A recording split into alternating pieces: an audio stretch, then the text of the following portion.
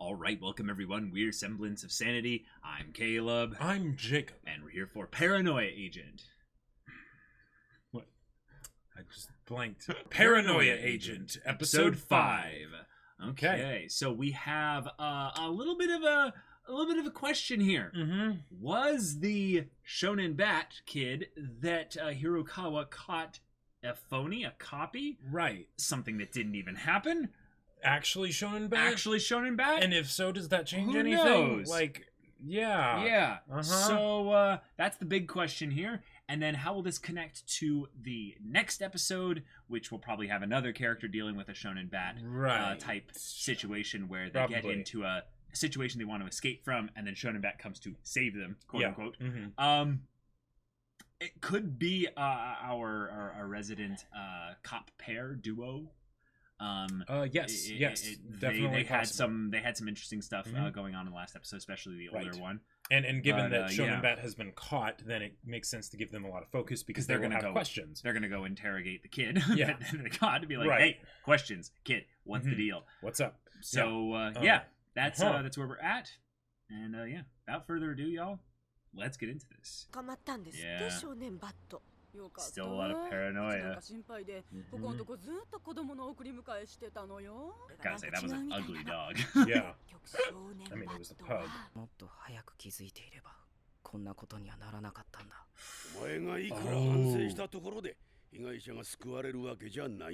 Wait. Wait, what? Okay.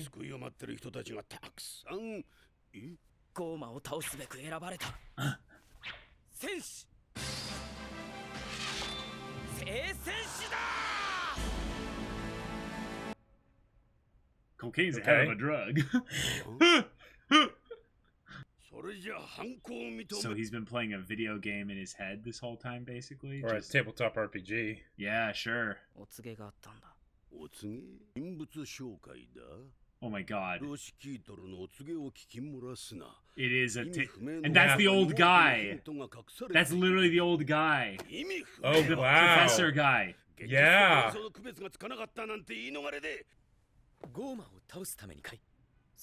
Yeah, play along with him. Yeah, no, play along.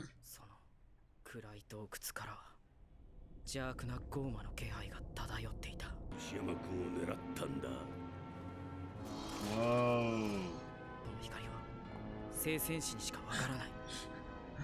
This is so imaginative, though. Yeah. He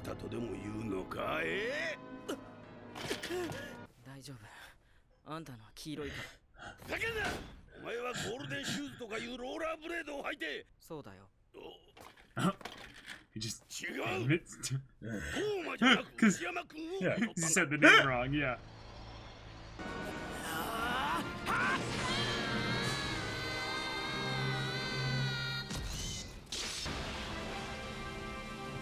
So I'm wondering if this is all like a Dragon Quest kind of reference, basically. Like, probably is, considering how popular that game is.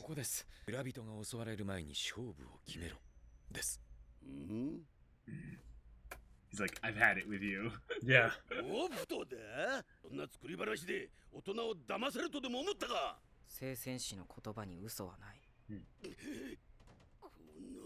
This is a very different style. Yeah.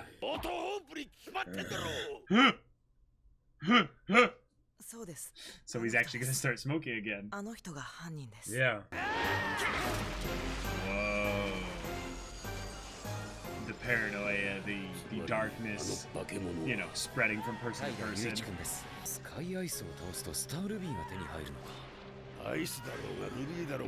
What is going on? I don't even know anymore.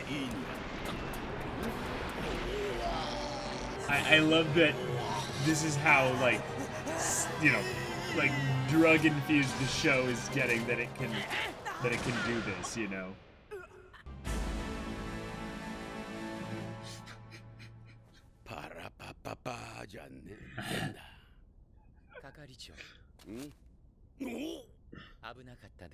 Oh my god. What?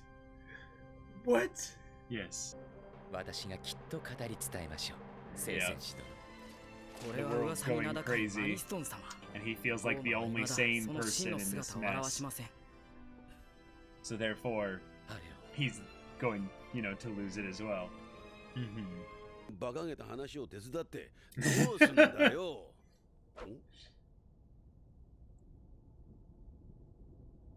really curious to see how this is all going to play out in the real world.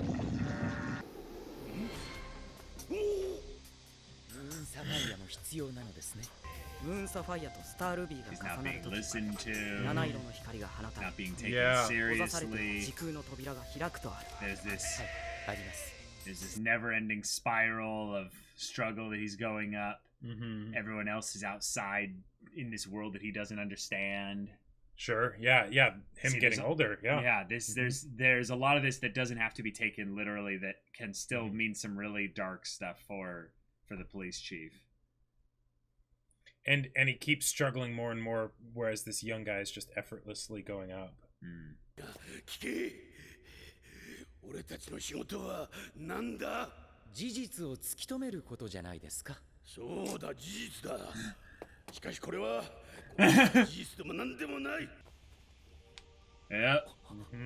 どうしよう。ゴーマの本体はいずこに。けのわからねえ話はいくら聞いても時間の無駄だ。こんなガキ、ガーンと一発食らわしてやらいいんだよ。 Thanks to the crack cocaine you gave me. そうかい、銀融詩人さん。上司が言ってるのはおそらく被害者のことです。今度は姫様のお出ましかい。蝶の晴美ですよ、きっと。これは彼女の件に関する供述なんです。 Gotcha. 見てください。 Okay.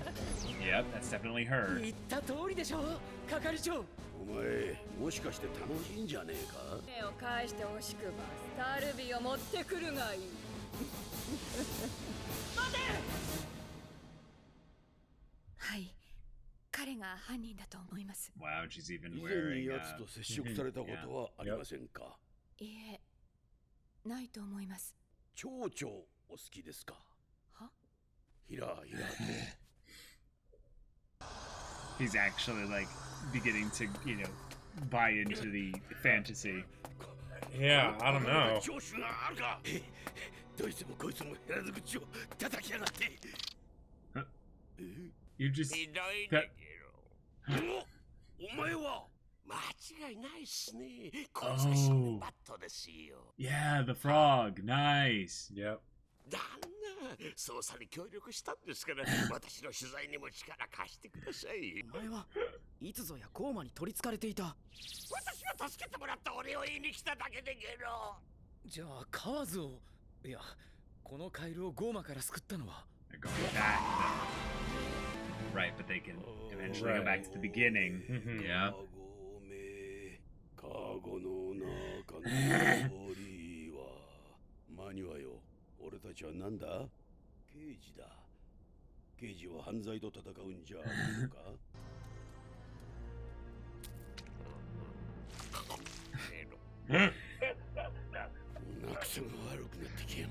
I understand your pain. 係長、いよいよ蝶の晴美事件の供述ですよ。お前な、本当に楽しんでるわけじゃねえだろうな。 He's super enjoying this. さあ、係長も早く。 The little Japanese flag on the top. こそ可愛いボーイ。 Oh my god, we're gonna get a well-animated, like, Yeah, like I guess. fight here. いつから世の中はガキのものになっちまったんだ。 Yeah.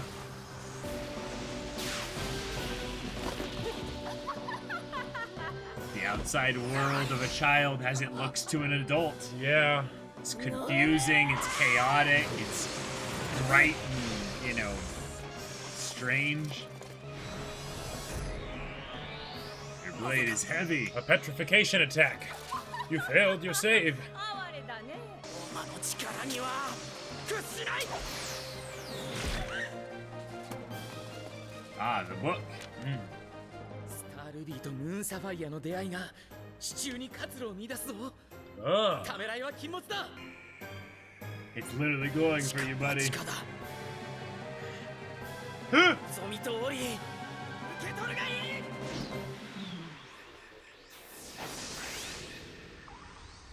Oh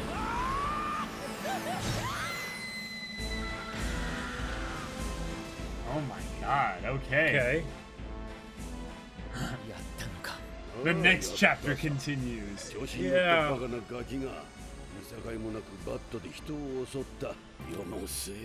It's the end of the world. Oh. They're just not gonna do Tsukiko because Tsukiko was never attacked by him. That's the thing. Maybe. That's it. Because that's why we're going to Hirukawa now. What?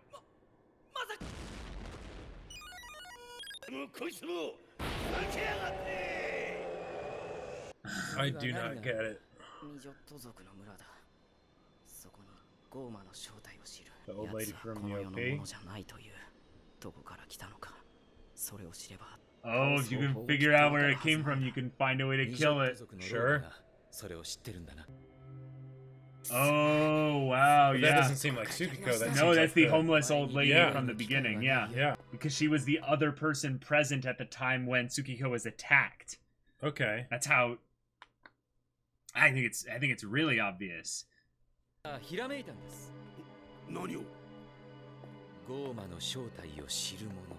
Yeah, good. To the tents with the homeless people. Yep. Oh, here she is. Okay. But... Okay. So that's the episode? Wow. Wow, what a weird, whack episode. That was definitely something. It has to be something from like a video game like Dragon Quest or something like that.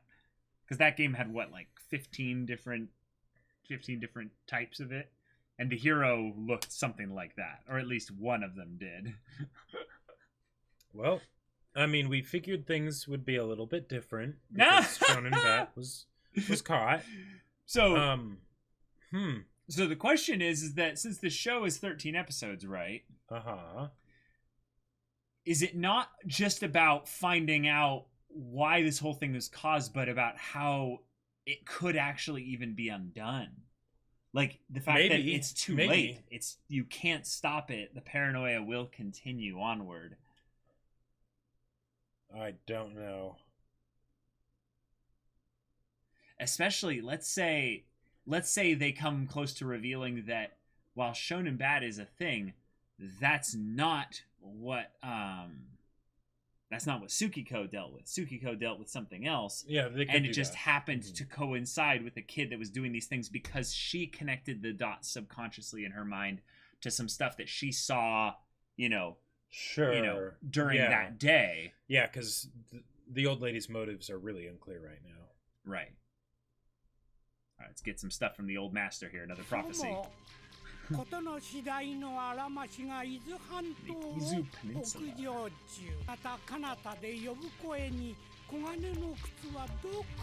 Where will the shoes of gold go? Oh, that's Tsukiko. Oh, yeah. Okay. Yeah. Well. Okay. All right. So this feels actually a little... More Satoshi Kon? This actually feels a lot more in line with kind of a Satoshi Kon style, but in terms of what they did here, I think that this is one where, because it's a transition period in the story's structure kind of changing for not just there being individual people getting attacked, it's more of unpacking what Shounen Bat really is. Right. Because there's a lot about what Satoshi Kon's work is that has to be taken in a non-literal way. But this is just a dramatic reminder to stay in that mindset, I think. Sure. So if you look at this from the meta standpoint, is we had the first 4 episodes, which is kind of like the first third of the story, just being like, hey, remember, this is what the story's about. And now they're moving into the next third, which is the, hey, there's a lot of metaphors and things being taken, too literally here, so make sure to keep it in a non-literal state. Now, what Shounen Bat tells us here is that he attacked everyone but Tsukiko. He goes through each one. He actually goes through each attack. Yep, he brings them all up. He does. And a lot of the things that happened in the story were played out in a visual metaphor via the video game. And it was very straightforward of what it is. It's they're questioning him, and the young detective is questioning him in the language that the kid will be able to understand, and the old guy doesn't get it, right? And from that standpoint, we could basically say that that's the purpose of spending so much time on it. Because like the gimmick of it we could get pretty quickly, right? But showing it, taking time with it, right? Meaning it's important seems to be potentially for any details that could be in there in the format that they presented it, right? But also as characterization for the young detective and the old detective, right? And it was pretty straightforward what a lot of those things were for the old detective, right? Struggling to keep up with the times and everything seeming so strange and all that stuff. Real good stuff. The world of young people being this very confusing and albeit like intriguing in the standpoint that it's got this flair to it and color. Whatnot. It is wholly alien to his experience and his life and his perceptions of the world and what have you. Now, this is obviously a dramatic representation of it via the eyes of an overactive imagination, and imaginative, 12-year-old or what have you. And using a very imaginative medium that is anime, where they can just draw stuff and 15-year-old, whatever. So anime gets this message across quite well. Satoshi Kon is throwing us for a loop as well. But as they went on, it seemed to make a little bit more sense. It seemed that in some ways this was just another stage in the quest of the main character here, which is I got to figure out, how to stop Goma or whatever from spreading, from going throughout the world. And if we look at what's spreading in the world right now, it's paranoia. It's paranoia surrounding this potentially falsified story by Tsukiko that she was attacked by this kid with a bat and rollerblades. Now, or roller skates. And while this kid might have been doing this stuff there, the fact that she called up this imagery and then it was probably things were filled in the blanks over time, that says a lot about maybe how one person can influence reality by their perceptions even being inaccurate, or their flawed perceptions can still have a huge effect on reality. So, given that they're going to the old lady, which was the dead end that the Kawazu guy was investigating as well. He just couldn't find her, so now we found her. Now we found her, and I get I like what you were saying of that she might have basically noticed what happened with Tsukiko, and then or maybe this was. You were talking about this, right? I was saying that I think that what happened is that she saw someone coming up to her, and she freaked out when she went underneath the car and got up really quickly and banged her head. Sure. And the old lady has proof that there was no one that attacked Tsukiko. Right. Whether it's like tangible proof that she can show the officers, or just the story, or just the story, or just her story. I think that's all it is, really. And now the whole thing of the connection between the old guy and Shounen Bat, since Shounen Bat seems to be getting the prophecies from the old guy, and why Shounen Bat is doing this in the first place. Like, it almost seems like it could be something where maybe she realized kind of what happened, the old lady did, and then she was kind of telling Shounen Bat about it as just a story, right? Sure, because he loves stories, so I'm sure that he would be all ears if she were to tell him a story like that. And then he takes it, maybe very literally, and then goes and does his thing, and somehow there's a connection with the old guy and him being able to notice these things or whatever or something because of his state. I don't know. Yeah, it feels like that this whole story is basically a really bad case of telephone. Someone somewhere started a game with telephone, started sharing their perceptions, and then those perceptions got misinterpreted over and over and over and over again until something affected reality, and now we have this story.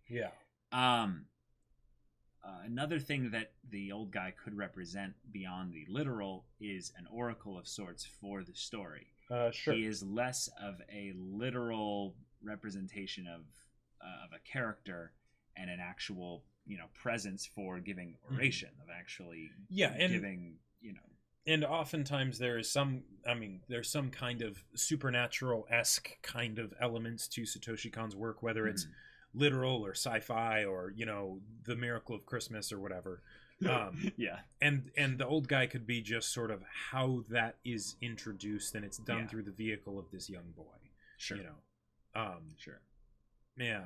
I also find it interesting, though, that all the people thus far who are kind of more or less involved in these whole incidents, they all seem to be isolated or move it into isolation via the events that happen. Now, it's less so when you look at it with a fine kind of, if you look at it very kind of closely, but I don't think it needs to be physical isolation. Okay.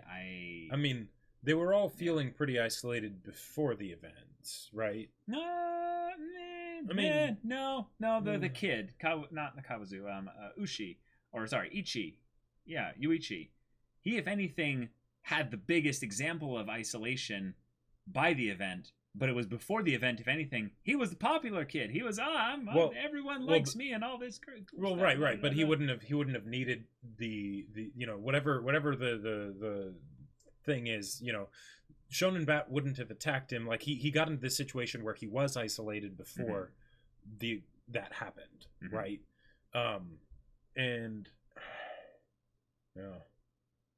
I don't know, because so what do you mean that there's like no one that was because I don't think you brought up anything that actually with the isolation. So Tsukiko is isolated post event and pre event, right? But I would say you could say that she's even more isolated post event.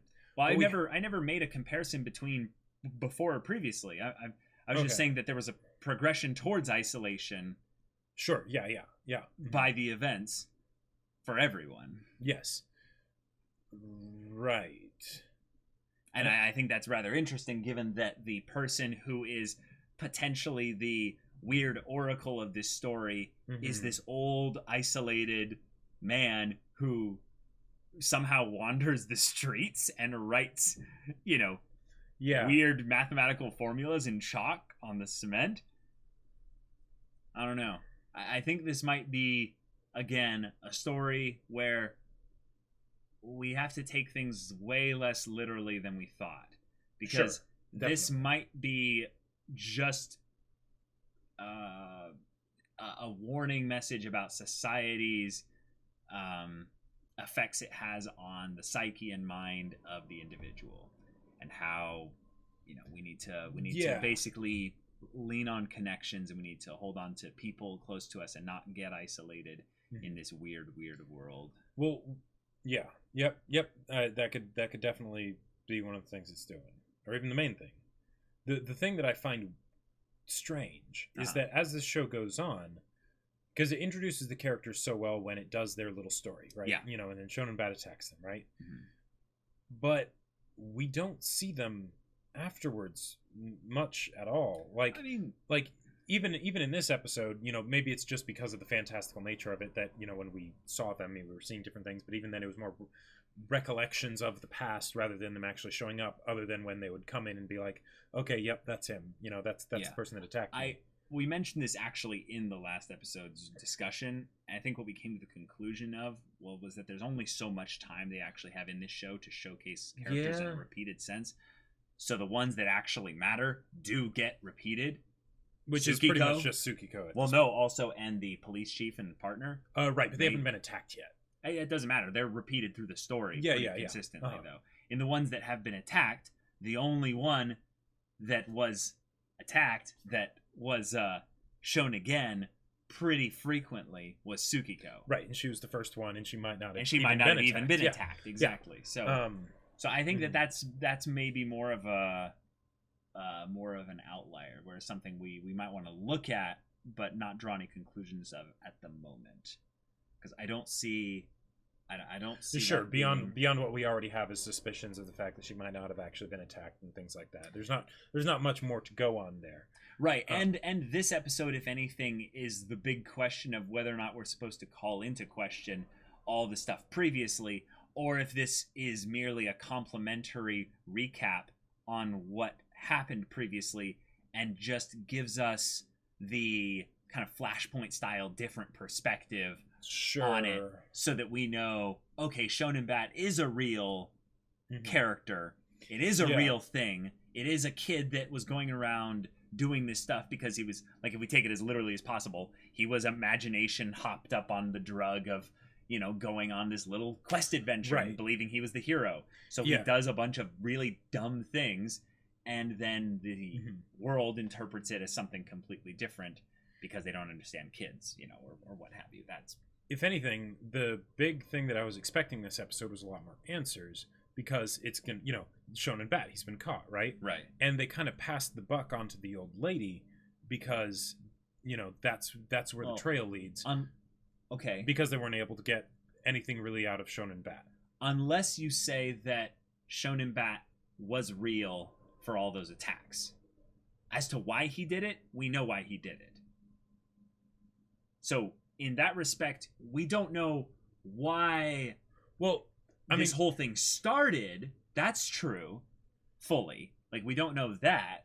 But we do know, if we take this at face value with no real, like, extra stuff, that the reason why he went around and did this stuff is because this kid is hopped up on imagination juice and goes around and beats people's heads in because he believes there's a dark entity that's possessing them, and because someone told him. Yes, but we don't know. Like, our original question was whether or not Shounen Bat was real or not. Oh, yeah. That got answered. Right, but that also kind of got answered in the previous episode when Shounen Bat was caught. You know. Right, but we still didn't know how that related to the previous incidents. We now have as close as we probably can get, because the old lady doesn't relate to any of the ones that Shounen Bat mentioned. Right, and if anything, the real buck passing goes to the old guy, which they don't know it's the old guy yet. But he seems... But that seems more like an Easter egg than a hard plot thing, maybe, right? Like, I mean, it could be a hard plot thing, but I mean... At this point, he feels kind of like a meme or an Easter egg. Well, okay, like they could have it be that as just some sort of general impressionistic thing, whatever. Sure. But there is a very clear tie-in with the fact that he predicts the targets, right? Yeah, he's the quest giver, if you will. Right. Oh, and but the thing is that him actually communicating that to Shounen Bat, you know, like there's the chalk drawing, and maybe Shounen Bat just goes and looks at the numbers and knows that this number means a room number and that number means Yuichi, and you know, and things like that. But yeah, I like the idea of there being some kind of accidental chain that goes throughout this, rather than there being a conscious one.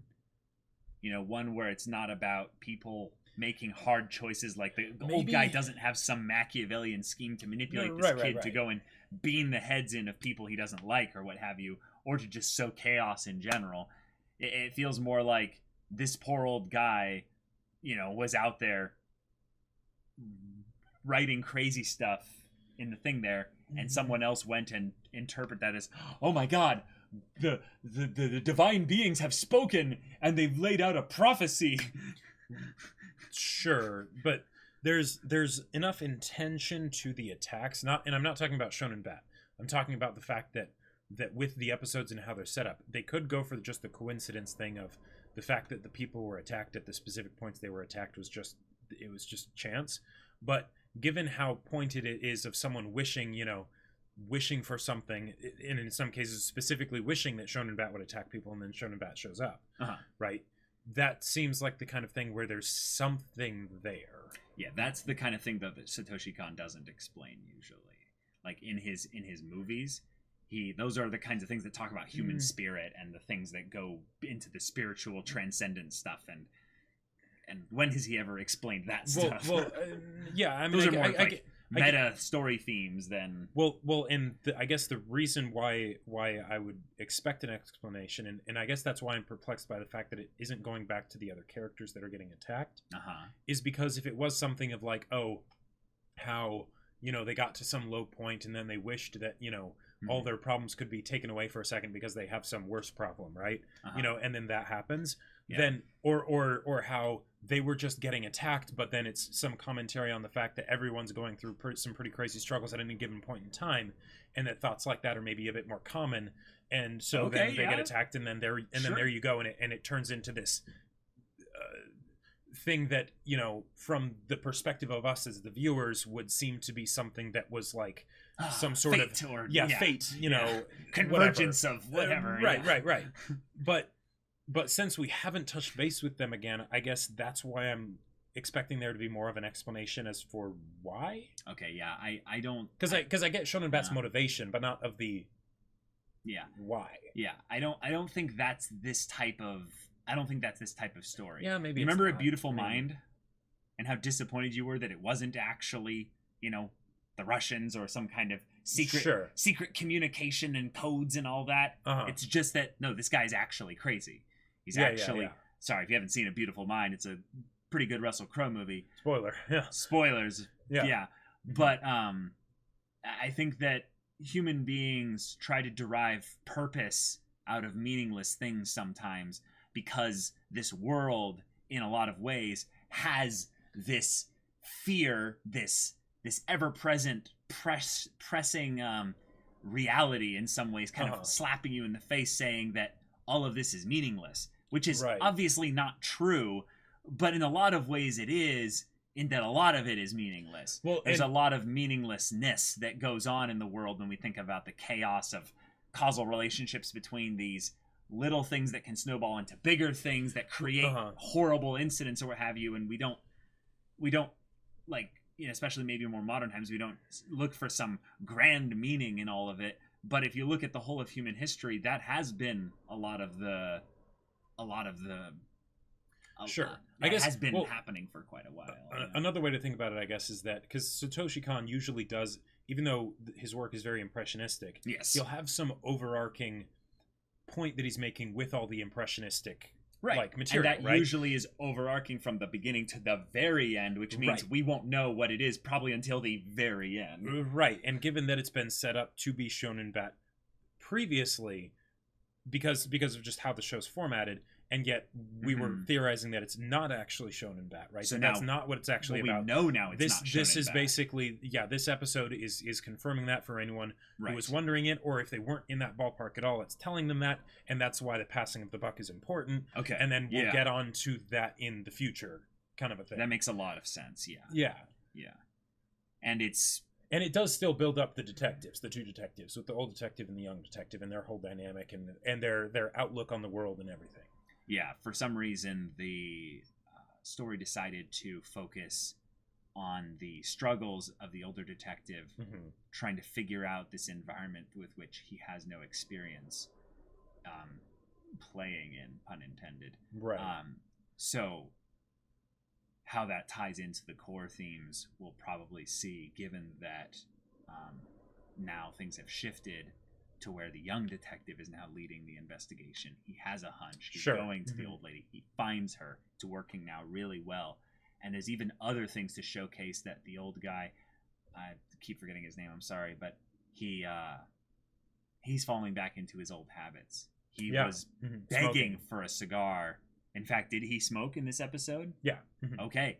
Then he had the box of matches and the cigarette. Yeah, he's having then a Tsukiko style story in that he started off somewhere and he's slowly but surely progressing, or even you could say regressing, to a point where things will come to a head for him. Yeah, sure. And if his story is set up to be sort of like a stretched out regular episode over the course of whatever section of the show, however much of the show they want it to be over, then there was also a creepy bit in the beginning where they showcased just common everyday folk out there talking about Shounen Bat being caught, and one of them goes, "Oh, but did you hear? They didn't actually catch Shounen Bat. Shounen Bat was," and then they cut to... Oh, yeah, what was with that? Yeah, what was that?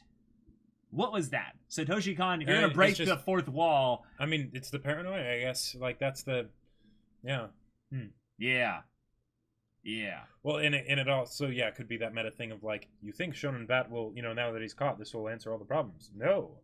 Yeah, that's another thing. We specifically theorized a while back that what if they catch Shounen Bat, but then someone else gets attacked in the exact same way, while the kid that is a real person who was really hitting people with a baseball bat ends up basically not being the last one because now there are copycats out there. Yeah, and there could be copycats. We could end up having to deal with that. Although it would have to be copycats.